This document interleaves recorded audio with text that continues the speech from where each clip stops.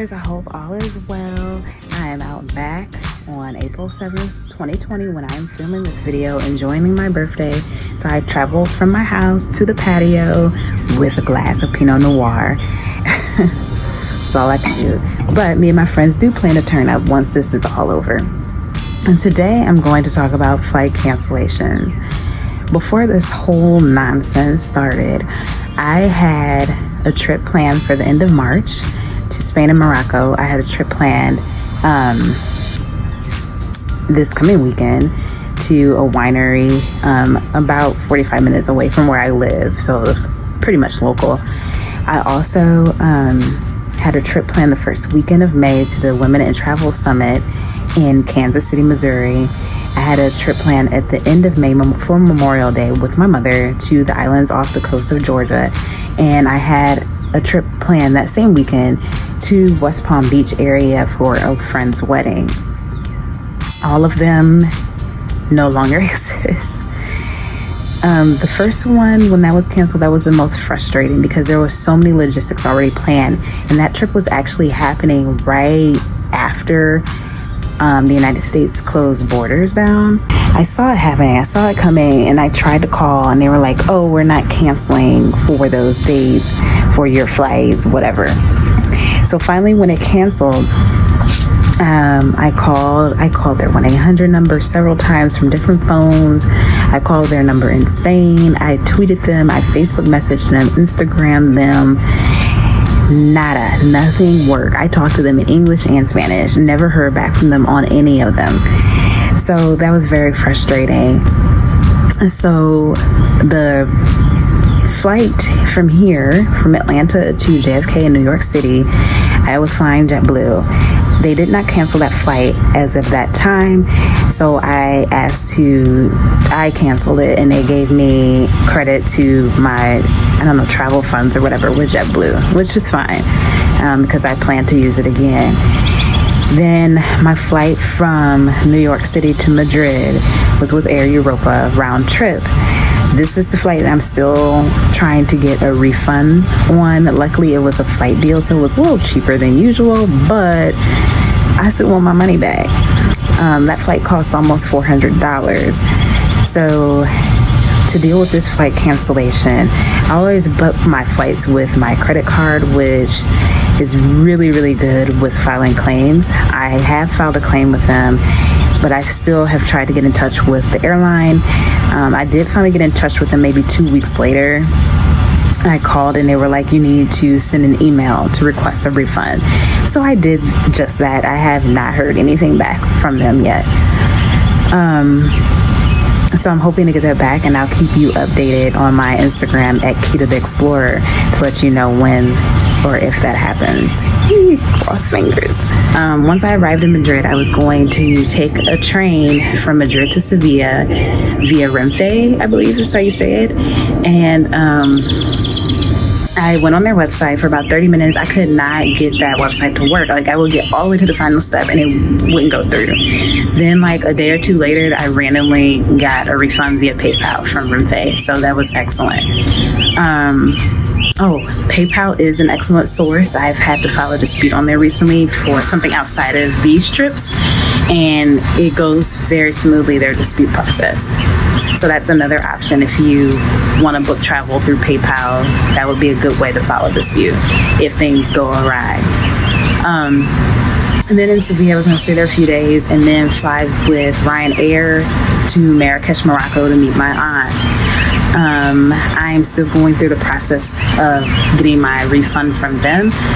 So when they canceled my flights, they sent emails immediately talking about you can fill out this form to get a refund or you can get a voucher. So you have different forms to fill out. When I filled out the form, the other form I could not get to submit. It kept airing out. When I filled out the one form, it said that I would get a refund within 7 days. I ended up contacting them about a week or two later because I could never submit the other one, and they were like, well, we see your other form, but now it's taking up to 28 days because so many people are filing claims and asking for refunds, so it's taking longer to process everything.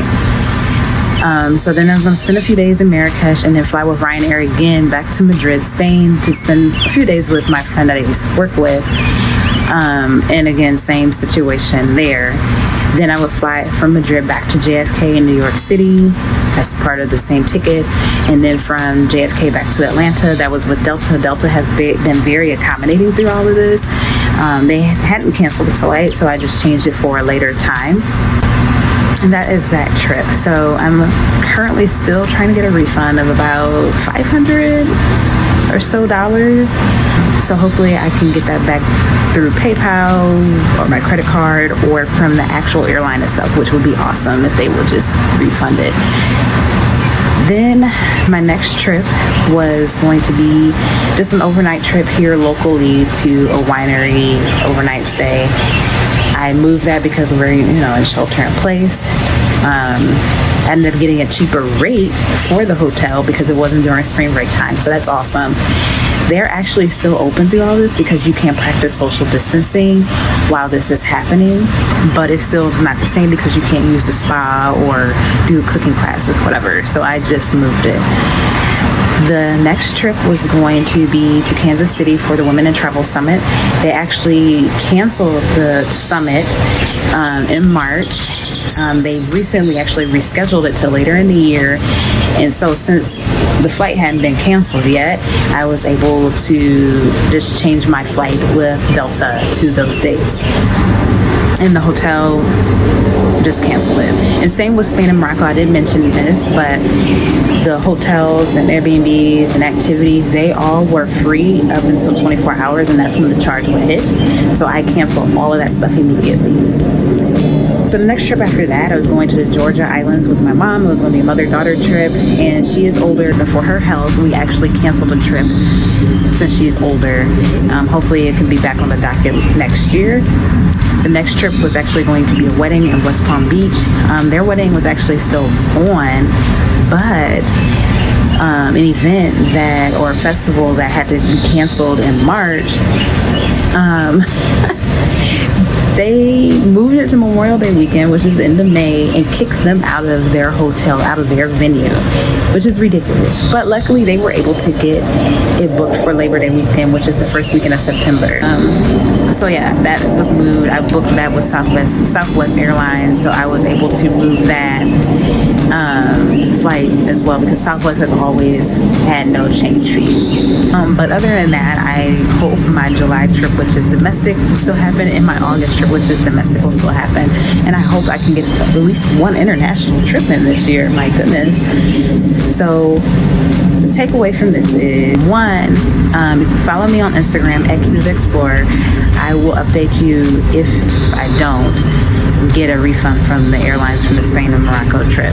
That is the only thing left outstanding from that trip. Other than that, I have not lost any money from anything else. So that's one. Two, to help and protect yourself from flight cancellations, you can try to book with your PayPal account because they have a nice resolution center which will help you with disputes. Book with your credit card and make sure your credit card has a good policy in helping you with travel disruptions or just a really good dispute process so they can actually go out and help you out. For instance, like American Express has a great resolution center. Capital One, I have not used theirs, but they also have a dispute center. So those are great credit card companies that will help you as a consumer out. But when you file with your credit card company, because they do have to try to get in touch with the business and they are actually doing the negotiating for you, it's going to take some time. I believe when I filed one of my disputes, it was going to take 5 to 8 weeks. Also, is really the best practice is trying to get in touch with the airline or whoever it is in your travels to get them to give you a refund. As I said, most things I got a refund for, no issue. It's just the airlines. I have gotten in touch with them, but since this is so different, no one's been through this before, the airline may take some time as well. Just don't let them forget you. So I want to know, have you experienced any cancellations of trips because of all this nonsense that's going on? Please comment down below. How did you handle them? Did you get a full refund back on your trips? Also, if you enjoyed this video, please make sure you hit the like button. Make sure you share this video with your friends, family, and social media networks so they can get in on the discussion as well. And if you haven't already, please make sure you hit the subscribe button and a notification bell so you're notified when next week's video is released. Thank you so much. Have a great day or night wherever in the world you are.